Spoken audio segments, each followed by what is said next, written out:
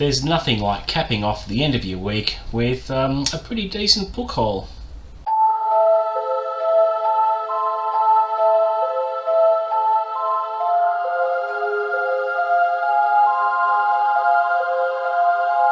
What's up guys, welcome back to the channel. So what has been going on this week? It's been pretty epic actually. I have been working through Robert R. McCammon's Swan Song and I've been loving it.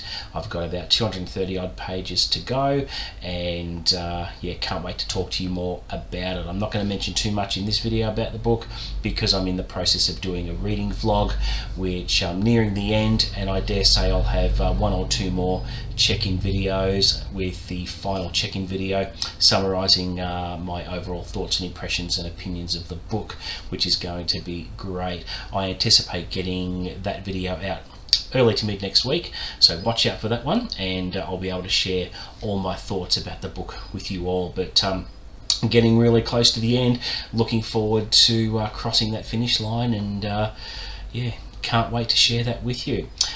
So that's all I've been reading this week, but what my highlight of the week has been the Easter weekend, where every year the town I live in has a annual Easter book fair, which is a fantastic event put on by our local YMCA, and there's a big hall that's filled with books, and a couple of days ago I actually uploaded a short with some footage of the inside of the venue and all the books on offer there. So if you haven't checked that out, please do. It only goes for about a minute, but just shows you what was on offer, and more importantly, I wanted to share with you the book haul from the weekend, and I was pretty happy with what I came home with.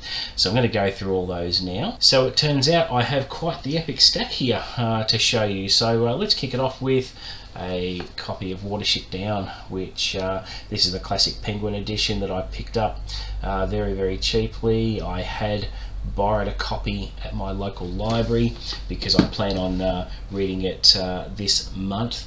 I'm not sure how soon. It's either going to be next week or the week after, so looking forward to that.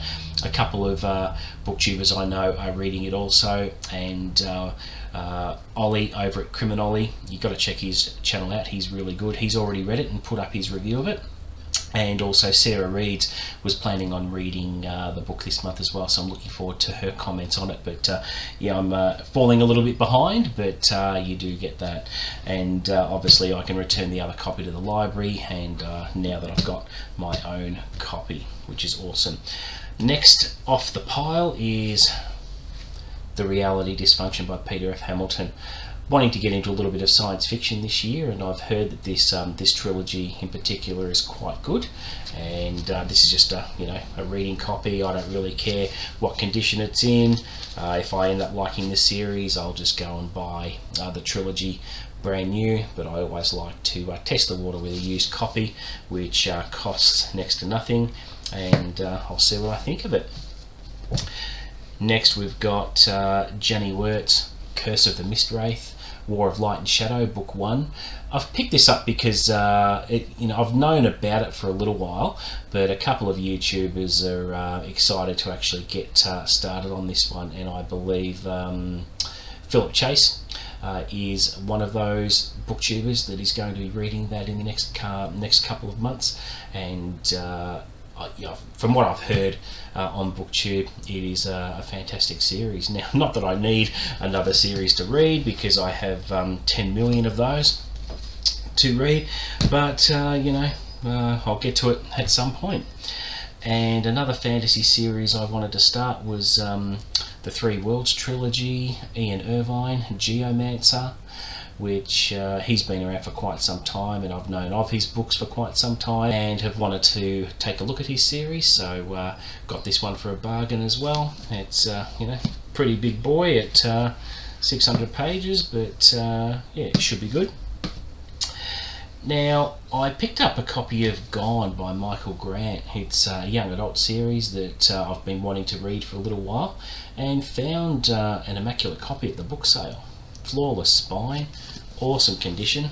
You might as well have bought it new at the bookstore. It's in that much good condition. So looking forward to starting that at some point in the future. As to when that will be, no idea. All right, now we also have a copy of Chilkas Journey.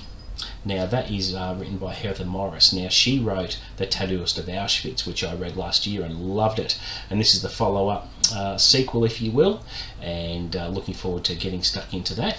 And yeah, really enjoyed the first story, and I really enjoyed how Heather Morris wrote. Her writing style was great, and I just got captivated by the story of The Tattooist of Auschwitz, and this one should be good. So I'll probably dig into this one sooner rather than later in the next couple of months. And what else have I got? Filling in a gap with my Alex Cross series. I haven't actually got this one. I'm missing about 6 or 7 of them, so I was happy to pick up this one to fill in the gap, and won't be too long before I have the whole series. And I plan on reading the second book in the series very, very soon. I read the first one this month and really enjoyed it, so I'm going to continue the series sooner rather than later. Alright, local Australian crime author next, with Treasure and Dirt. So this is by Chris Hammer. He wrote, what did he write? He wrote Scrublands, Silver and Trust, and this is a first in a new series from him. Now this one only came out last year, and it's a really good copy that I got at the book sale, so can't believe some of the quality books you can get from this place. It's just unreal. Alright, so next, now Lee Child. I have quite a few gaps in my collection. When I first got stuck into Lee Child, I read a lot of the books digitally before starting to buy the books as they came out about 8 years ago. So I had a lot of gaps to fill. I didn't have a lot of the physical copies, and had a pretty good haul actually, so I'll show those to you one at a time. So we have 61 Hours, we have Persuader, we have Killing Floor, which is the first one, which I didn't own, and we have The Visitor, and we have Without Fail, and Nothing to Lose. So not a bad Lee Child haul there. It'll fill a few gaps on my shelf. Now also have an Agatha Christie novel, but it was written by Sophie Hannah a couple of years ago, so I picked that one up, and it's a Hercule Poirot mystery. Now I don't personally read Agatha Christie. I may eventually get into her books one day when I've got a spare 2 years to get through them all. But this one is quite recent, and I've picked it up for my wife. She has enjoyed a bit of crime in the past, and thought she would enjoy that, so it doesn't look too bad, and I might actually get stuck into it as well. Alright, and a non-fiction book I got was The Universe Next Door. This goes into a bit of detail about multiverse theory, which I'm really interested in. I love all that stuff, and it just gives a few scenarios of what possible universes next door there are, so that'll be quite a good read. It's a bit of non-fiction there. The last 3 books I've got to show you, my son has just finished the Harry Potter series. I literally finished book 7 earlier today, and for the last week he's been hounding me, Dad, you have to read Harry Potter, you've got to read it. What are you reading at the moment? Stop reading what you're reading and read Harry Potter.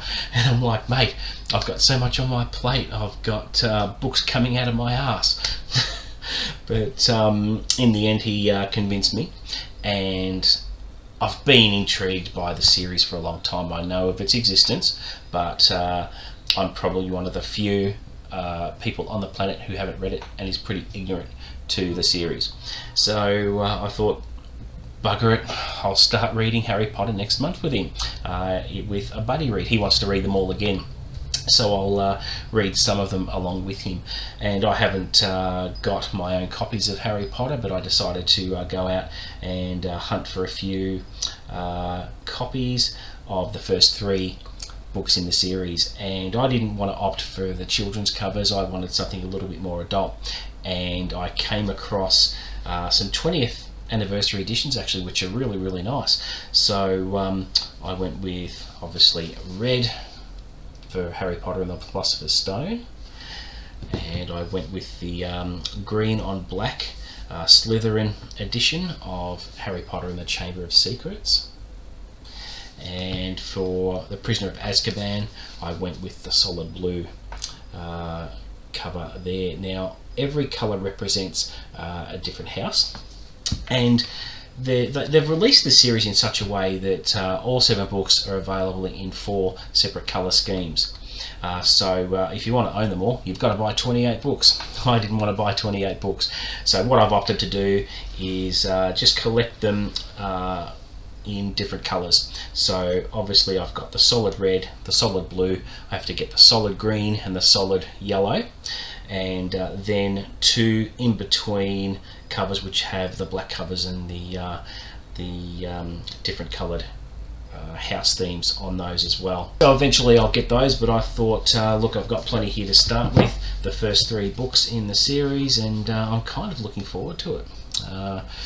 Yeah, pretty excited actually, and you know, as if I need more series to read, but he wants me to read them, and I'm going to do that, and hopefully should have a blast. I told him that I'm not going to read all 7 in a row with him, but I'll sort of break it up a little bit, particularly with the project I've got on next month called Horror Mayhem with some booktube friends, which I'll go into a bit more detail about that in my April wrap-up. So there you go, guys, that is it. A nice little book haul there. I was pretty happy with it. My bookshelves are getting fuller, and it won't be long before I'm stacking books up on the floor before I need to probably squeeze in one more shelf into the study. So we'll see how that goes, but a lot of exciting things happening with reading at the moment. I've got books coming out of my ears everywhere. I've got, you know, even with what I haven't read on my shelves, I've got 10 plus years of reading just sitting there. It's a little bit overwhelming actually, but eventually I will get through it all. So there you go. Please don't forget to like and subscribe. Offer up any comments down below, and I'll happily respond to those. And what's coming up on the channel, obviously I'll have my April wrap up and a couple more weekly updates before the month is out, and of course I'll have the reading vlog for Swan Song up early to mid next week. Till next time, see you later.